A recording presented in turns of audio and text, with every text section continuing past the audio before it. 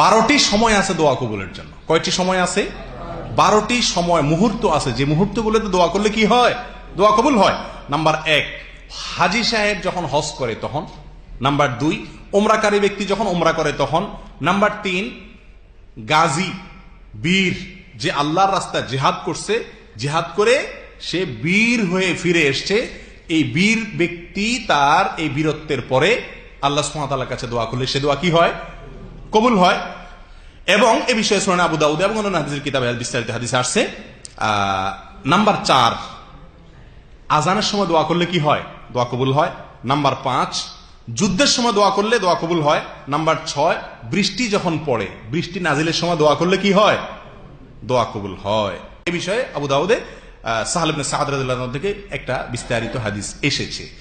Number 7, কোন ব্যক্তি যদি রাত্রে অজু অবস্থায় থাকে, পবিত্র অবস্থায় থাকে এবং আল্লাহ জিকির করতে থাকে, ওই অবস্থায় সে দোয়া করলে দোয়া কবুল হয়। এবং এই বিষয়ে মুসনাদ আহমদ ইবনে হাম্বলে হাদিস আসছে।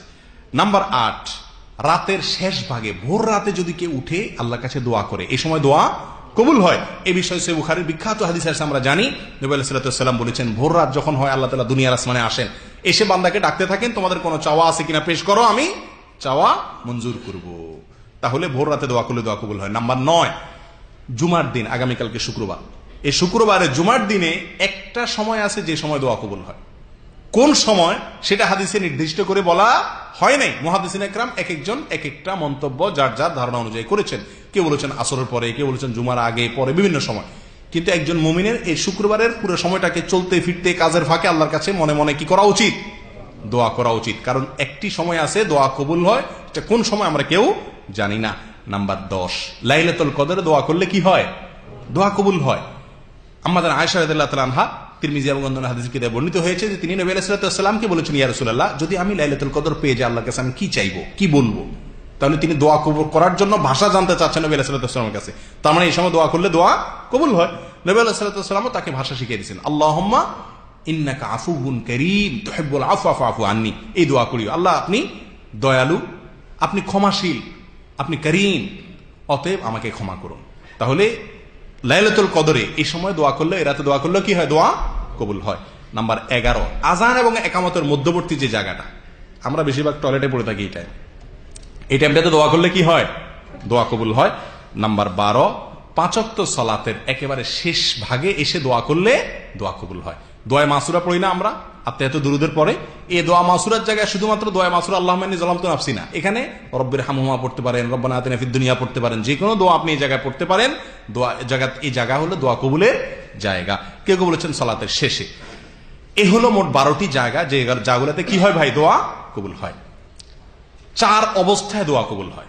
এবার আসি অবস্থায়। 4টা অবস্থা আছে যে অবস্থায় কি হয়? দোয়া কবুল হয়। নাম্বার 1, সফর অবস্থায় দোয়া কবুল হয়। কি অবস্থায় দোয়া কবুল হয় ভাই? সফর অবস্থায়। ইবনে মাজাহ আবু হুরায়রা রাদিয়াল্লাহু তাআলা বর্ণিত হাদিসে আসছে, নবী আলাইহিস সাল্লাম বলেছেন, সালাতু দাওয়াত ইউস্তাজাবু লাহুন্না লা শাক্কা ফিহিন্না। 3টা দোয়া কবুল হয়, কোনো সন্দেহ নাই। তার ভিতরে একটা দোয়া হলো দাওয়াতুল মুসাফির। কার দোয়া ভাই? মুসাফির ব্যক্তির দোয়া। আপনি যখন সফরে থাকবেন তখন আল্লাহর কাছে মনে মনে কি করতে থাকেন? দোয়া করেন। আমরা সাধারণত সফর করলে ওই সময় আল্লাহর অবাধ্যতা আরো বেশি করি, গান বাজনা ফুর্তি ফার্তা করতে করতে সফর করি, ঠিক না বে ঠিক? বিমানে উঠলে আগে হেডফোন লাগাই নিয়া, ইয়ারফোন লাগাই নিয়া এরপরে গান শুনতে শুনতে বিমানে যাই, ঠিক না বে ঠিক? গায়েতে উঠলে বলি সুপারভাইজার সাহেব হিন্দি গান লাগাই দেন, জাগানাকা গান লাগাই দেন, ঠিক না বে ঠিক? অথচ সফরে কি হয়? দোয়া কবুল হয়। আর ওইখানে আল্লাহর গজব আসার কাজ আমরা বেশিরভাগ করে থাকি। আল্লাহ আমাদের বোঝার তৌফিক দান করুন। তাহলে প্রথম হলো সফরের দোয়া, সফরের সময় প্রথম হলো তাহলে মুসাফিরের দোয়া, সফর অবস্থা কবুল হয়। নাম্বার 2, রোজাদার ব্যক্তির দোয়া, রোজা অবস্থায় কি হয়? কবুল হয়। ইবনে মাজাহ এই সম্পর্কে বর্ণিত হাদিসে আসছে, নবী সাল্লাল্লাহু আলাইহি ওয়াসাল্লাম বলেছেন, ইন্নাল সাইম ইনদা ফিতরিহি লা দাওয়াহ মা তুরাদ। ইফতারের আগে পর্যন্ত রোজাদার ব্যক্তির দোয়া কি হয়? দোয়া কবুল হয় এবং ফেরত দেওয়া হয় না। নাম্বার 3, যে ব্যক্তি দেয়ালে পিঠ ঠেকে গেছে তার দোয়া কবুল হয়। আমরা 3 যুবকের ঘটনা জানি, বিখ্যাত হাদিসে আসছে, নবী সাল্লাল্লাহু আলাইহি ওয়াসাল্লাম বলেছেন যে 3 জন যুবক একটি গর্তে আশ্রয় নিয়েছিল, গর্তের মুখ পাথরে বন্ধ হয়ে গেছে, তারা বের হওয়ার কোনো জায়গা নাই, উপায় নাই, তারা মৃত্যুর প্রহর গুনছে। এই অবস্থায় তারা 3 জনে 3টি আমলের কথা স্মরণ করে আল্লাহর কাছে কি করছেন? দোয়া করছেন। আল্লাহ সুবহানাহু ওয়া তাআলা 3 জনের দোয়া কবুল করে তাদেরকে রক্ষা করেছেন। তাহলে যখন কোনো উপায় থাকে না, দেয়ালে পিঠ থেকে যায়, তখন যদি আপনি আল্লাহর কাছে দোয়ার শর্ত পূরণ করে সুন্দর করে ভালো করে দোয়া করতে পারেন, ইনশাআল্লাহ ওই সময় দোয়া কি হবে? কবুল হবে। নাম্বার 4, ন্যায়পরায়ণ শাসক, যে ব্যক্তি জুলুম করে না, অবিচার করে না, তার অধীনস্থদের প্রতি কি করে না? অবিচার করে না, সেই শাসকের দোয়া আল্লাহ কি করেন? কবুল করেন। তিরমিজি ইবনে খুজাইমার হাদিসে আসছে নবী আলাইহিস সাল্লাতু ওয়াস সালাম বলেছেন, সালাসুন লা তুরাদ্দু দাওয়াতুহুম, 3 ব্যক্তির দোয়া ফেরত দেওয়ার ভিতরে প্রথম বলেছেন আল ইমামুল আদিল, ন্যায়পরায়ণ শাসক। এরপর আসেন দোয়া কবুলের সর্বশেষ পয়েন্ট যেটা, সেটা কোনটা? সেটা হলো কিছু কিছু আমল আছে, কিছু কিছু কথা আছে, যে আমলগুলা করলে, যে কথাগুলো বললে, যে জিকিরগুলা বললে দোয়া কবুল হয়। কথা বুঝে আসছে? এরকম 7টি আমল আছে, 7টি জিকির আছে, যেগুলোর পরে দোয়া করলে কি হয়? দোয়া কবুল হয়।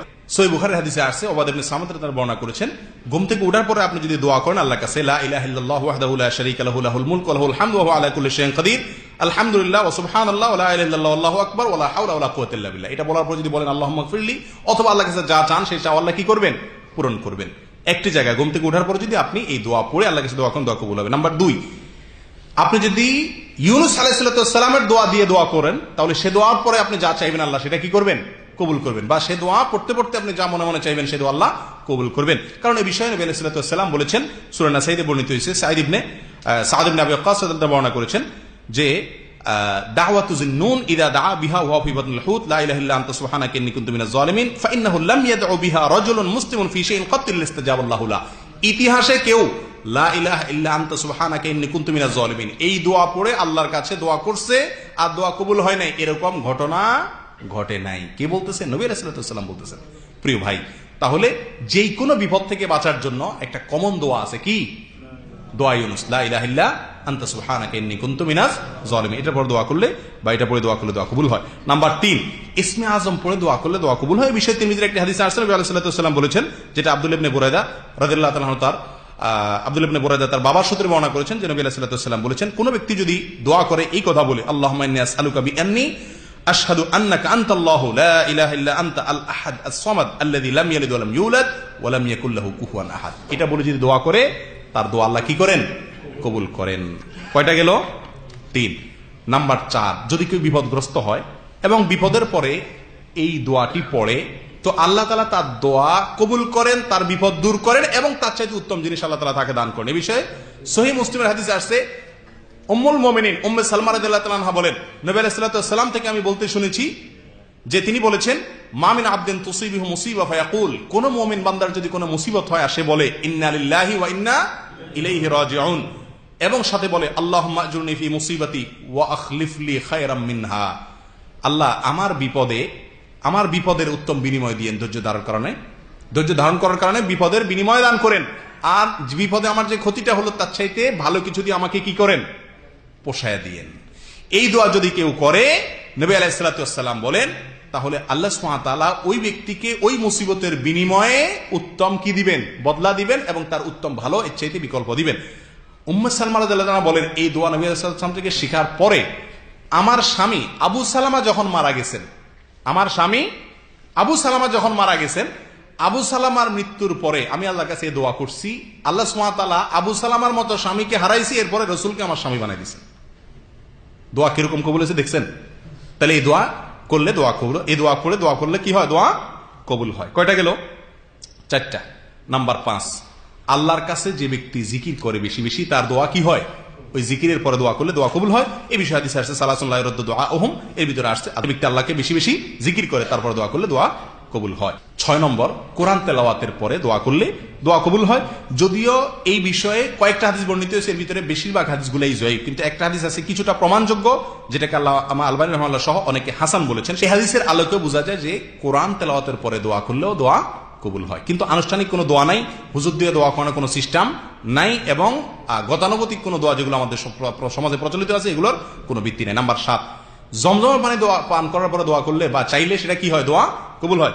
ইবনে মাজাহ হাদিসে আসছে, নবী আলাইহিস সালাম বলেছেন, মা ও জমজম লিমা শুরিবালা, জমজম পানি পান করার পরে আপনি বা পান করার সময় যে উদ্দেশ্যে আপনি পান করেন, যে চাওয়া আপনি আল্লাহর কাছে পেশ করেন, সেটা আল্লাহ তাআলা কি করেন? পূরণ করেন। তাহলে এই 7টি ক্ষেত্র আছে।